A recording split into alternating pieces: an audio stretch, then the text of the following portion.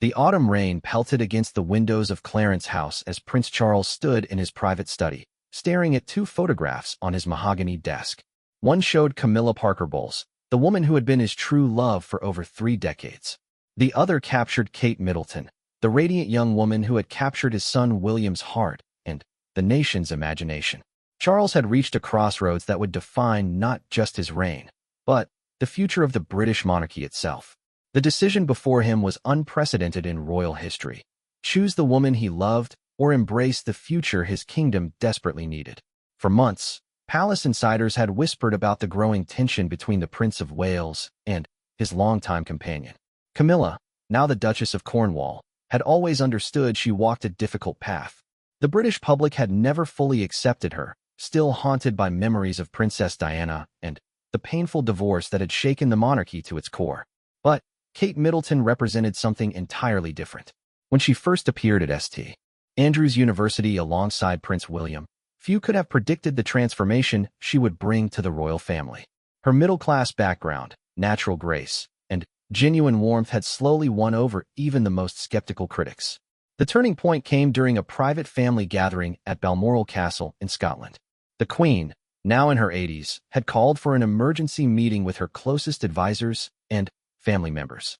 The monarchy's approval ratings had been steadily declining, and Republican sentiments were growing stronger across the Commonwealth. Charles remembered that evening vividly. The Queen's voice, usually so steady and authoritative, carried a note of vulnerability he had rarely heard before. She spoke about legacy, about the crown's survival in a rapidly changing world, and about the difficult choices that sometimes defined entire generations of royals. The monarchy must evolve, or it will perish, she had said, her piercing blue eyes fixed on her eldest son. We cannot continue to ignore what the people want, what they need from us. William and Kate had been present that night, sitting quietly in the corner of the drawing room. Charles watched his son's protective arm around Kate's shoulders and saw something he had never experienced himself, a partnership built on mutual respect, shared values, and genuine affection that transcended royal duty. The contrast with his own relationship couldn't have been starker. His love for Camilla was real and deep, forged through years of shared understanding and companionship. But it came with baggage that grew heavier with each passing year. Every public appearance together sparked fresh controversy. Every photograph reignited old wounds. Charles thought about his mother's words as he walked through the corridors of Clarence's house that night. The portraits of his ancestors seemed to watch him, their painted eyes holding centuries of royal tradition and expectation. These walls had witnessed marriages of convenience, political alliances disguised as love stories, and the slow evolution of a monarchy that had somehow survived revolution, world wars, and social upheaval. But this decision felt different. This wasn't about duty overriding love. It was about love taking different forms. His love for the crown, for his future subjects, for the institution that had shaped his entire existence, was pushing him toward an impossible choice. The next morning brought news that would accelerate everything.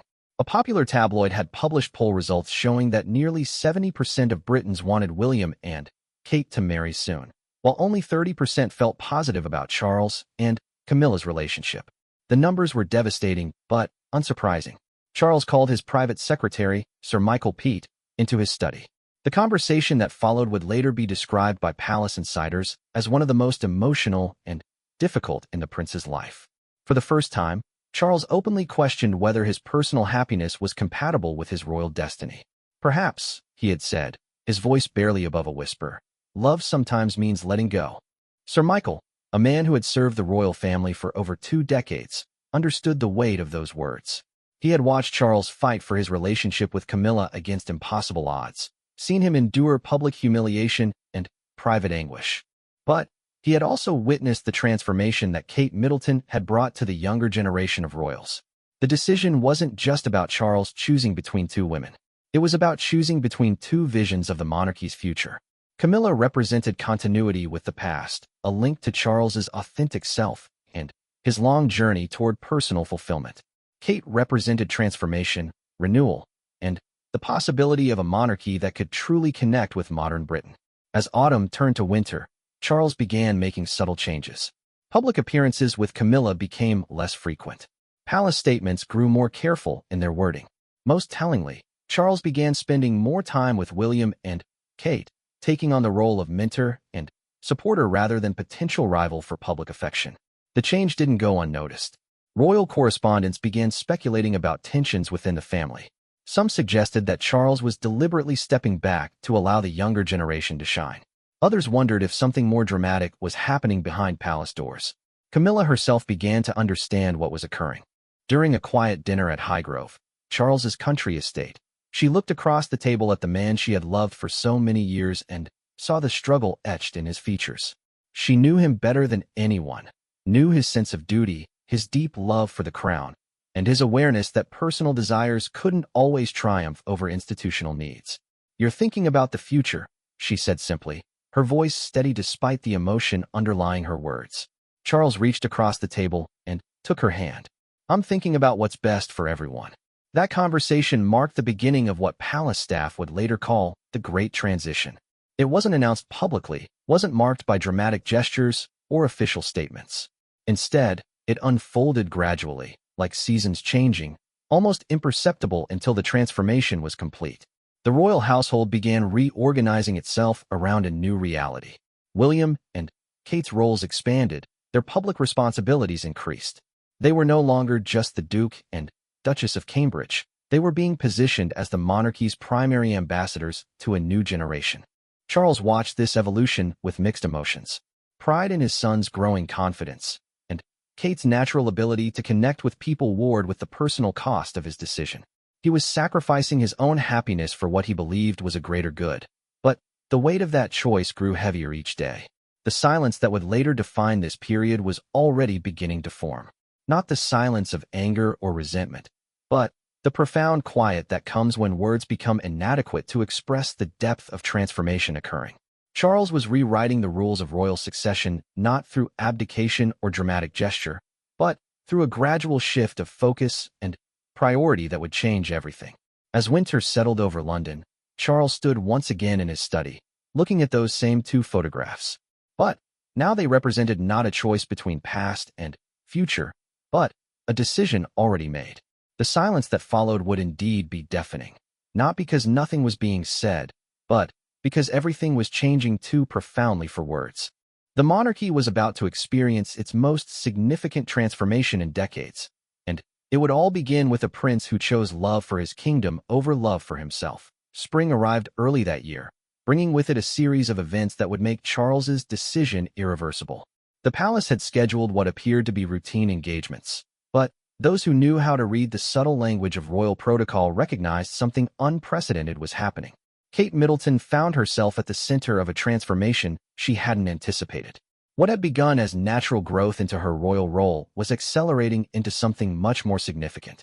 Palace officials who had previously treated her with polite respect now sought her input on matters traditionally reserved for more senior royals. The first sign came during preparations for the annual Commonwealth Day service. Charles, who typically took the lead in planning such events, quietly suggested that William and Kate should have more prominent roles. When questioned by palace staff, he simply said, "It's time they stepped forward." Kate sensed the shift immediately. During a private meeting with Charles at Clarence House, she found herself in an unexpectedly intimate conversation about the monarchy's future. Charles spoke with unusual candor about the challenges facing the royal family, the need for renewal, and the importance of connecting with younger generations. "You and William represent hope," he told her, his words careful but meaningful. "People see in you what they want the monarchy to become." Kate, always diplomatic, tried to deflect the weight of his words. "We're just trying to do our duty, as you've taught us." But Charles shook his head. "It's more than duty now. It's about transformation. About choosing what's best for the crown, even when it's difficult personally." The conversation left Kate with questions she couldn't easily answer. She had noticed Camilla's decreasing presence at major events, the subtle changes in protocol, the way Charles seemed to be deliberately stepping back from certain roles. The pieces of a larger puzzle were beginning to form a picture she wasn't sure she was ready to see.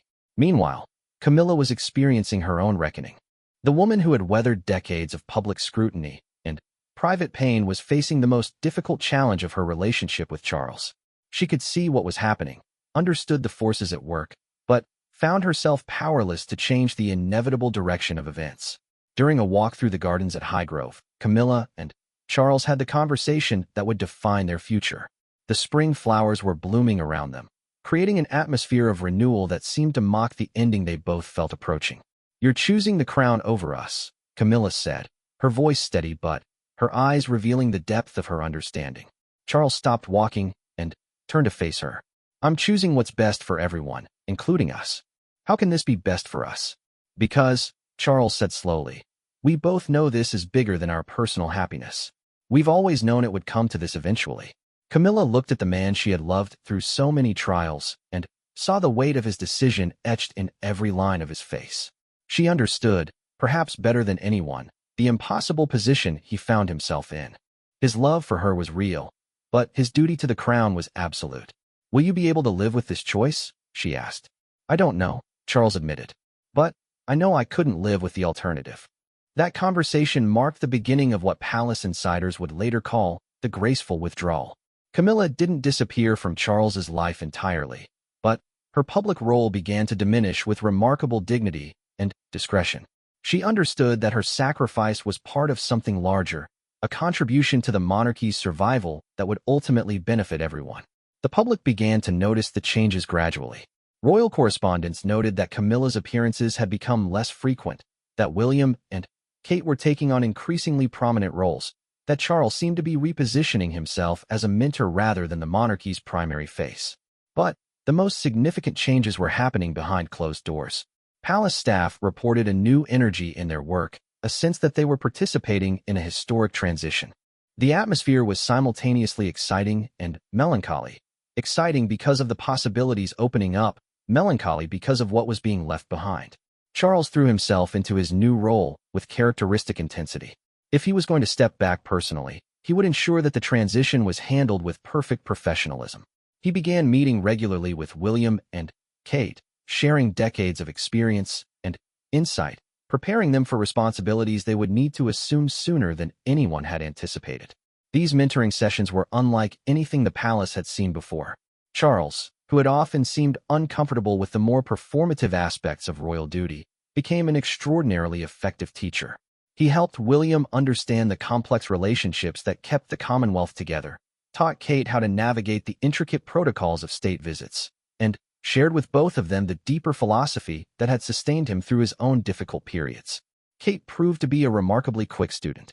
Her natural intelligence and genuine interest in the monarchy's role allowed her to grasp complex concepts quickly. More importantly, she brought fresh perspectives that even Charles found illuminating. Her questions challenged assumptions that had gone unexamined for generations. "Why do we do things this way?" became her characteristic question, asked not with criticism, but with genuine curiosity about how traditions served modern purposes. Charles found these questions refreshing and often revelatory. Kate's outsider perspective helped him see the monarchy through new eyes, understand how it appeared to people who hadn't grown up within its constraints and traditions. William watched this growing partnership between his father and wife with complex emotions. He was proud of Kate's natural abilities and grateful for his father's mentorship, but he also sensed the personal cost Charles was paying for this transition. The unspoken sacrifice was becoming more apparent each day. The royal household itself was adapting to the new reality with remarkable flexibility. Staff members who had served the family for decades intuitively understood what was happening and adjusted their routines accordingly. Schedules were quietly reorganized, protocols subtly modified, responsibilities gradually redistributed. The Queen, now in her late 80s, watched these developments with satisfaction tinged with concern. She understood and supported Charles's decision, recognizing it as exactly the kind of selfless choice that had allowed the monarchy to survive and thrive for over 1,000 years. But she also worried about the personal toll on her eldest son. During a private tea at Windsor Castle, she addressed Charles's sacrifice directly. "You're doing the right thing," she told him, "but that doesn't make it easy." Charles appreciated his mother's acknowledgement of his struggle. "The crown has always required sacrifice," he replied. "I'm just grateful that in this case, the sacrifice serves a purpose that benefits everyone." "Including Camilla?" Charles was quiet for a long moment. "Especially Camilla. She understands that her reputation will be preserved, her dignity maintained. She won't be remembered as the woman who stood in the way of the monarchy's renewal." The Queen nodded, recognizing the wisdom in this perspective. Camilla's graceful withdrawal would ultimately serve her own interests as well as the crown's. As spring moved toward summer, the transformation continued to accelerate. William and Kate's international tour was scheduled with unprecedented media attention. Charles would accompany them for part of the journey, but in a supporting rather than leading role. The symbolism was clear to anyone who understood royal protocol. The silence that characterized this period wasn't empty or uncomfortable. It was the profound quiet of major change happening without fanfare or drama. Conversations were happening in private, decisions were being made behind closed doors, and the future was being reshaped through choices that wouldn't be fully understood until much later. Kate often found herself thinking about the nature of sacrifice and love during this period. She was witnessing firsthand how Charles was choosing a different kind of love for his country, his institution, his family's future, over personal happiness. It was a lesson in royal duty that no amount of training could have provided. The transformation was becoming irreversible, each day bringing new evidence that the monarchy was changing in fundamental ways. Charles had chosen Kate and William to represent the future, but in doing so, he had also chosen to sacrifice his own personal happiness for what he believed was a greater good.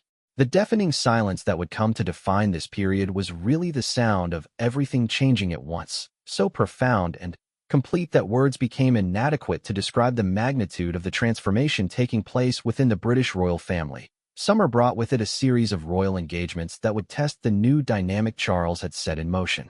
The Trooping the Color ceremony, one of the most significant events in the royal calendar, became a stage for displaying the monarchy's evolving hierarchy. For the first time in decades, the positioning of family members on the Buckingham Palace balcony told a story that astute observers could read like a book. Charles stood at the center, as tradition demanded, but William and Kate flanked him with a prominence that spoke volumes. Camilla, while present, occupied a position that subtly suggested a step back from the inner circle. The photographs that emerged from that day would later be analyzed by constitutional experts as marking a clear transition point in royal protocol. Kate felt the weight of every camera lens focused on her during that ceremony. She understood that her every gesture, expression, and interaction was being scrutinized for clues about the royal family's internal dynamics. The pressure was immense, but she carried it with the grace that had become her trademark.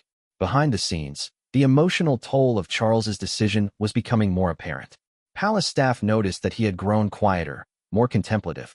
His private secretary reported that Charles was spending longer hours in his study, often staring out the windows with an expression of deep thought. The relationship between Charles and Camilla was evolving into something new and unfamiliar. They still shared private moments, still maintained their deep connection, but there was an unspoken acknowledgement that their public partnership was ending. The conversations between them had taken on a different quality, more precious because they both understood how limited their time together would become. During a quiet evening at Highgrove, Camilla found Charles in his garden, tending to the organic vegetables he had cultivated for decades. The physical work seemed to provide him with some relief from the emotional burden of his choices. "Do you regret it?" she asked, settling onto a nearby bench. Charles continued his work for several moments before answering. "I regret that it was necessary. I regret that love couldn't be simpler. But the decision itself? No, I don't regret that." Camilla watched him work, noting how the familiar motions of gardening seemed to calm him. "You're a better man than I gave you credit for," she said softly. Charles looked up at her, surprise evident in his expression. "What do you mean? I always knew you loved the crown, loved your duty. But I didn't understand until now that you loved them more than you loved yourself, more than you loved us." The observation was both painful and accurate.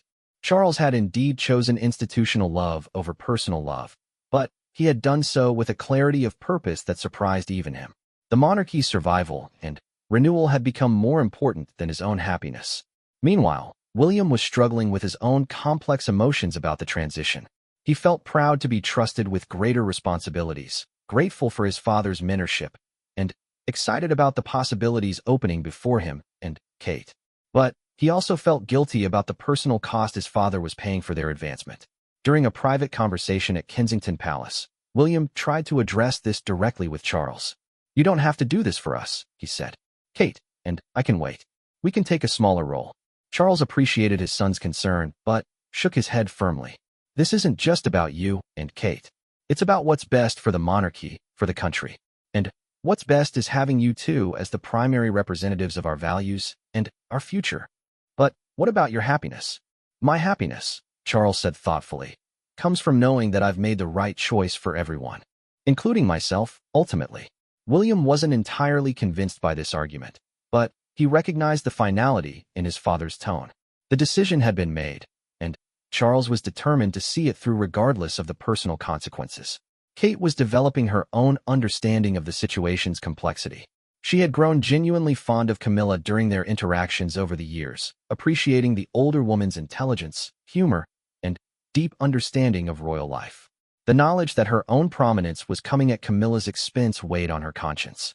She decided to address this directly during a private lunch with Camilla at Clarence's house. The conversation that followed would remain confidential, but palace staff noticed that both women seemed more at peace afterward. Those close to the situation speculated that Camilla had given Kate her blessing, perhaps even her encouragement, to embrace the role she was being offered. The summer's royal engagements continued to reinforce the new hierarchy. A state visit from a European monarch saw William and Kate taking prominent roles usually reserved for Charles and Camilla. The visiting dignitaries seemed to understand the significance of this arrangement, focusing their attention on the younger couple while still showing appropriate respect to Charles. Charles orchestrated these events with masterful skill, ensuring that the transition appeared natural and organic rather than forced or dramatic. His years of experience in royal protocol served him well as he choreographed his own gradual withdrawal from the spotlight. The media began to pick up on the changing dynamics, though they struggled to understand exactly what was happening. Royal correspondents noted the shifts in protocol, the changing prominence of different family members, but the deeper emotional and strategic reasons for these changes remained hidden from public view. Some commentators speculated about health issues, others about marital problems. A few more perceptive observers suggested that a deliberate transition was taking place, but even they couldn't grasp the full scope of Charles's sacrifice. The Queen watched these developments with a mixture of admiration and concern for her eldest son. She understood the wisdom of his strategy and supported his decision, but she also worried about the emotional toll it was taking on him. During their regular private meetings, she tried to provide both support and perspective. "You're handling this with remarkable grace," she told him during one such conversation. "But don't forget to take care of yourself in the process." Charles appreciated his mother's concern. "I'm stronger than I look," he replied with a slight smile. "And this decision, difficult as it is, feels right in a way that few things in my life ever have." The Queen recognized the truth in his words. Charles had spent decades struggling to balance personal desires with public duty. Now, for perhaps the first time, those two forces were aligned in a way that gave him clarity and purpose. As summer progressed toward autumn, the transformation continued to accelerate. William and Kate's roles expanded further, their public appearances increased, and their influence within the royal household grew more apparent. Charles continued his mentoring role while gradually stepping back from the most prominent positions. Camilla's grace during this period was extraordinary. Rather than fighting the inevitable or creating drama, she embraced her changing role with dignity that impressed even her critics. She began focusing more on her personal interests and charitable work, creating a life for herself that didn't depend entirely on her relationship with Charles. The silence that characterized this period was pregnant with meaning. Conversations were happening constantly, but they were private, careful, loaded with subtext that only the participants fully understood. The royal family was reinventing itself in real time, but doing so with such subtlety that the full scope of the change was visible only to those who knew how to read the signs. Charles found solace in the knowledge that his sacrifice was serving its intended purpose. Public approval ratings for the monarchy were rising, particularly among younger demographics who saw William and Kate as representatives of their values and aspirations. The institution he had served his entire life was being strengthened by his decision to prioritize its needs over his personal happiness. The weight of unspoken words was immense during this period.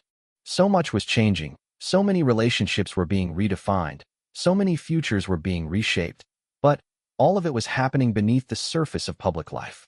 The deafening silence was really the sound of profound transformation occurring without fanfare, without explanation, without the drama that usually accompanied major royal transitions. Charles had chosen Kate over Camilla not out of lack of love for Camilla, but out of abundance of love for the crown and for the future it represented. The silence that followed was deafening because it encompassed everything that couldn't be said publicly about sacrifice, duty, and the complex nature of royal love. Autumn arrived with a crispness that seemed to mirror the clarity of purpose that now defined Charles's actions. The royal family's annual retreat to Balmoral took on special significance this year, serving as both a private sanctuary and a planning ground for the most dramatic royal transition in living memory. The ancient Scottish castle, with its stone walls and windswept grounds, had witnessed countless royal dramas over the decades. But this gathering felt different to everyone present. There was an electricity in the air, a sense that decisions made during these weeks would echo through generations. Charles used this time to have individual conversations with each key family member. These weren't formal meetings, but intimate discussions that took place during long walks through the heather-covered hills, quiet evenings by the fireplace, and private meals away from the household staff. His conversation with the Queen was perhaps the most significant.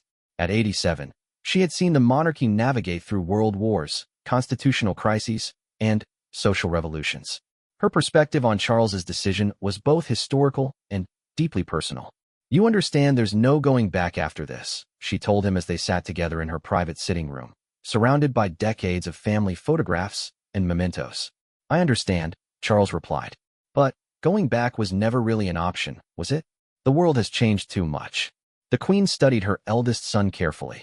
She could see the weight he was carrying, but also the resolve that had crystallized over the months of careful consideration. "And Camilla? Have you spoken with her about the finality of this?" Charles was quiet for a long moment. "Camilla understands better than anyone what's required. She's known from the beginning that our relationship existed within the constraints of royal duty. Now those constraints have shifted, and she accepts that. That doesn't make it less painful for either of you." "No," Charles agreed. "It doesn't. But some kinds of love require sacrifice, and some sacrifices serve purposes larger than personal happiness." The Queen recognized the echo of her own life philosophy in her son's words. She had made similar sacrifices, chosen duty over personal preference countless times throughout her reign. But she also understood that Charles's decision was more complex and more final than many of her own difficult choices. Meanwhile, William was experiencing his own crisis of conscience. The increased responsibilities and attention were exactly what he had been preparing for his entire life. But seeing the personal cost to his father made him question whether the timing was right. Kate found him one evening standing alone on the castle's battlements, staring out over the Scottish landscape. The wind was fierce, but he seemed oblivious to the cold. "You're thinking too hard," she said, joining him despite the weather. "Am I?"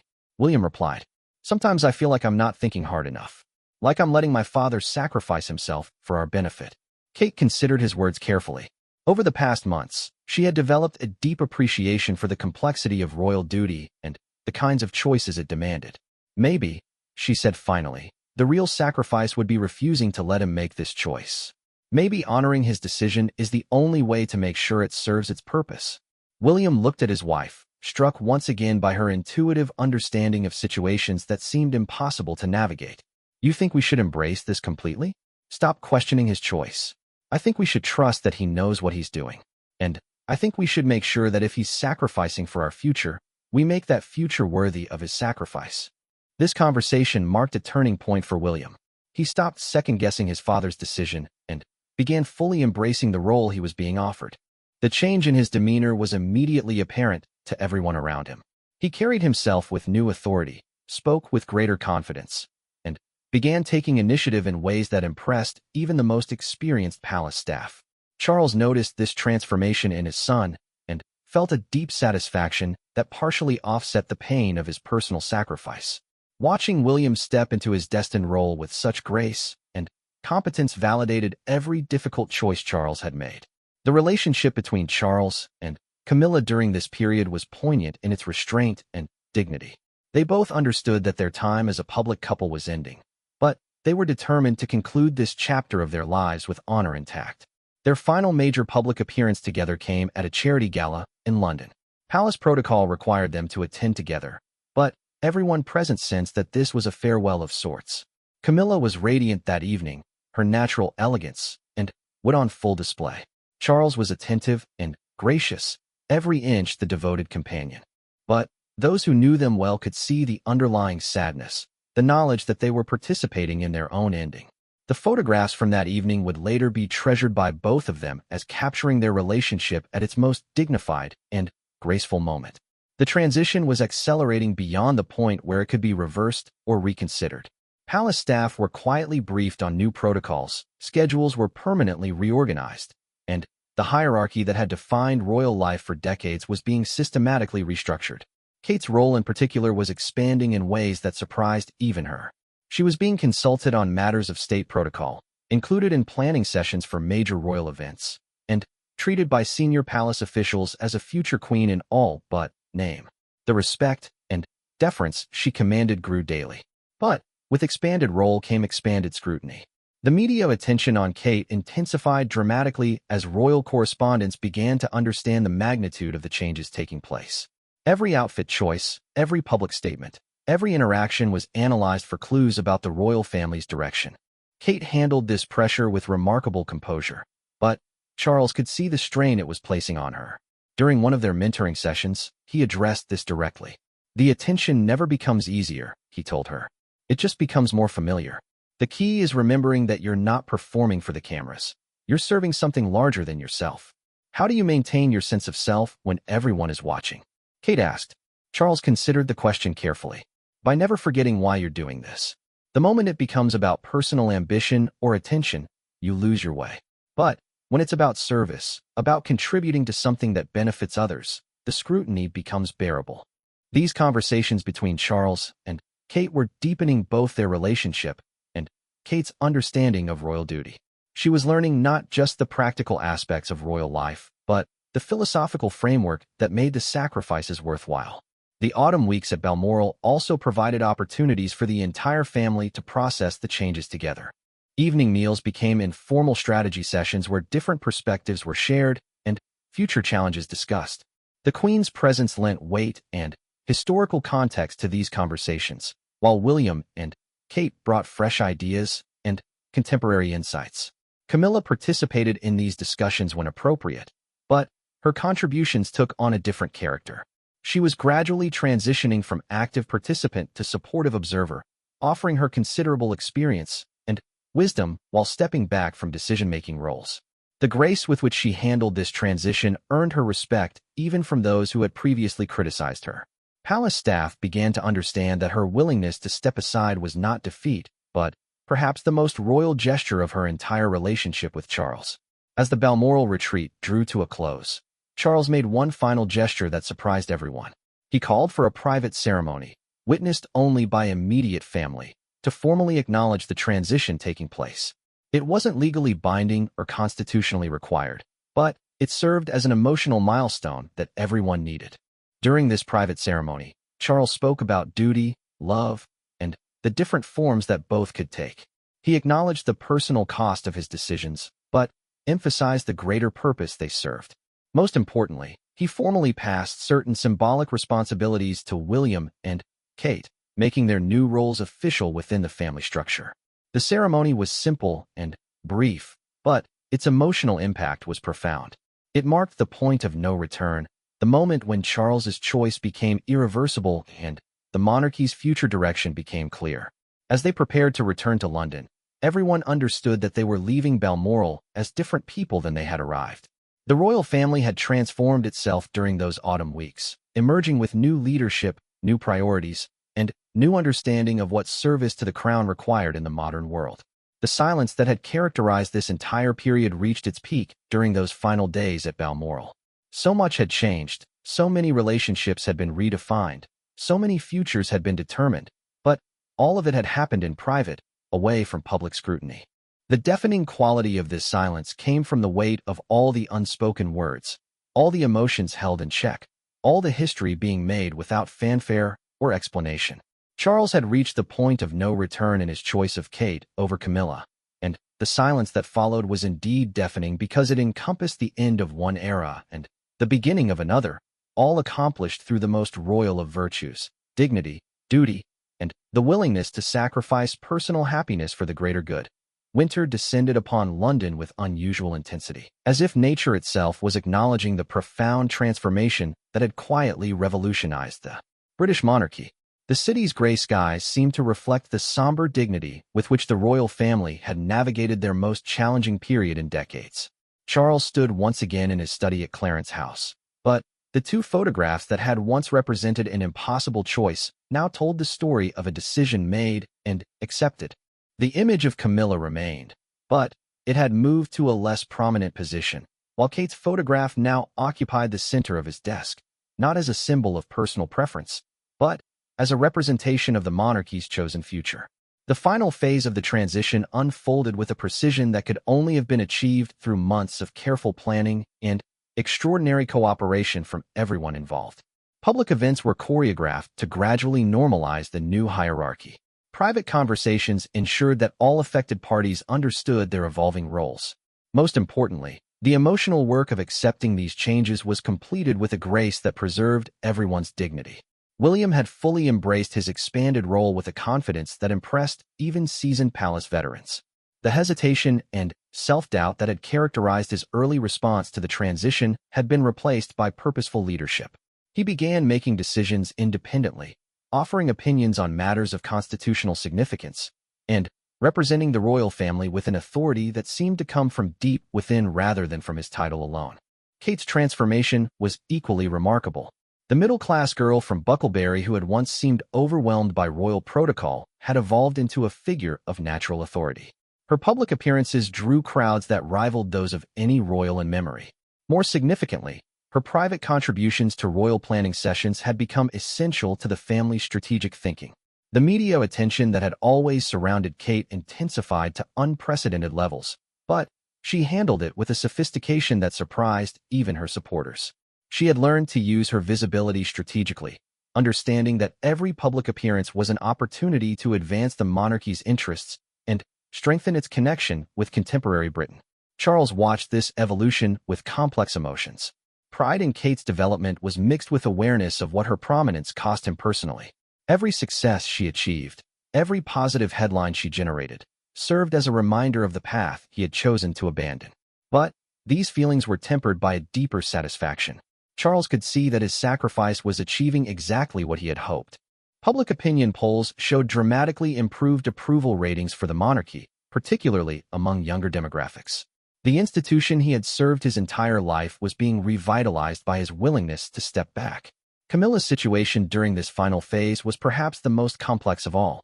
She had accepted the reality of her changing role with remarkable grace, but the emotional toll was evident to those who knew her well. The woman who had weathered decades of public criticism with humor and resilience now faced the more subtle challenge of graceful withdrawal from the life she had built with Charles. Their private relationship evolved during this period into something entirely new. The passionate partnership that had sustained them through years of controversy became a deeper, quieter connection based on shared understanding rather than shared ambition. They still loved each other, but that love now existed within carefully defined boundaries. During one of their final private conversations of this period, Camilla addressed the situation directly. They were walking through the gardens at Highgrove, following paths they had traveled together countless times over the years. "I want you to know," she said quietly, "that I understand why you made this choice. And I respect you for making it." Charles stopped walking and looked at her with surprise. Throughout the months of transition, they had carefully avoided discussing the emotional dimensions of his decision. "Do you," he asked, "really understand it? You chose the crown over us," Camilla replied. "But you didn't do it because you love the crown more than you love me. You did it because you love both of us enough to make the choice that serves everyone's best interests." The insight was both painful and liberating for Charles. Camilla had articulated what he had struggled to express even to himself, that his decision had been an act of love rather than its absence. "Will you be able to forgive me?" he asked. Camilla smiled, and for a moment she looked exactly like the spirited woman who had first captured his heart decades earlier. "There's nothing to forgive," she said. "You've been the most honorable man I've ever known. This decision just proves it." That conversation marked a turning point in their relationship. While their romantic partnership was ending, they had found a way to preserve the deep friendship and mutual respect that had always been its foundation. The Queen observed these final developments with satisfaction tempered by concern for her family's emotional well-being. At nearly 90, she had seen the monarchy navigate countless challenges, but This transition was unique in its combination of strategic necessity and personal sacrifice. During her final conversation with Charles about the transition, she offered both congratulation and sympathy. They met in her private sitting room at Windsor Castle, surrounded by the artifacts of a reign that had lasted over 70 years. "You've handled this with extraordinary skill," she told him. "The monarchy is stronger today than it was a year ago, and that's entirely because of choices you've made." "Choices we've all made," Charles corrected. "None of this would have worked without everyone's cooperation." The Queen nodded, acknowledging the collective effort that had made the transition possible. "But the most difficult choices were yours alone. I hope you know that your sacrifice will be remembered and honored, even if it can never be publicly acknowledged." Charles appreciated his mother's words more than he could express. The knowledge that his sacrifice was both seen and valued provided some compensation for its personal cost. The winter season brought a series of events that demonstrated the success of the transition. Christmas celebrations at Sandringham showcased the new royal hierarchy to perfection. William and Kate occupied positions of prominence while still showing appropriate deference to Charles and the Queen. Camilla was present, but clearly in a supporting role. The family appeared unified and purposeful in ways that hadn't been seen for years. Media coverage of these events was overwhelmingly positive. Royal correspondents noted the family's obvious harmony and the clear lines of succession. Public reaction was similarly enthusiastic, with polling showing the highest approval ratings for the monarchy in decades. But perhaps the most significant validation came from within the Commonwealth. Heads of government who had previously expressed concerns about the monarchy's relevance now spoke enthusiastically about its renewal. The symbolism of William and Kate as the royal family's primary representatives resonated powerfully across diverse cultures and generations. As winter moved toward spring, the transformation that had begun with Charles's agonizing choice between two photographs on his desk was complete. The British monarchy had reinvented itself through the most royal of methods: quiet dignity, personal sacrifice, and collective commitment to institutional survival. Charles had indeed chosen Kate over Camilla, but the true nature of that choice was far more complex than the simple phrase suggested. He had chosen institutional love over personal love, future relevance over past comfort, and collective benefit over individual happiness. The silence that had characterized this entire period was finally breaking, but not through dramatic revelations or public explanations. Instead, the silence was ending through the gradual normalization of the new reality. The royal family's transformed hierarchy was simply becoming the way things were, accepted and embraced without requiring detailed justification. But for those who had lived through the transition, the memory of that deafening silence would remain. It had been the sound of everything changing at once, of relationships being redefined, of history being made through choices that could never be fully explained or publicly celebrated. Charles would carry the weight of his decision for the rest of his life, but he would also carry the satisfaction of knowing that his sacrifice had served its intended purpose. The monarchy he loved had been renewed and strengthened. William and Kate had stepped into their destined roles with grace and competence. Even Camilla had found a dignified path forward that preserved her reputation and honored their shared history. The deafening silence that had followed Charles's choice of Kate over Camilla was finally complete.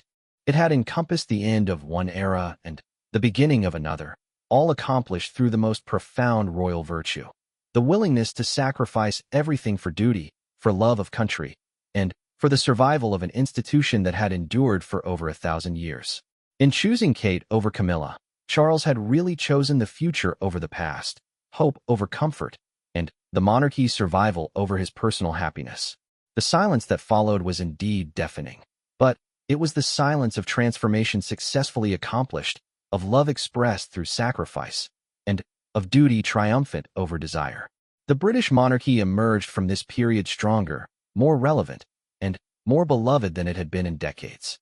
And while the full story of Charles's sacrifice would never be publicly told, its effects would echo through generations, ensuring that his choice to prioritize the crown's future over his own happiness would stand as one of the most consequential decisions in modern royal history.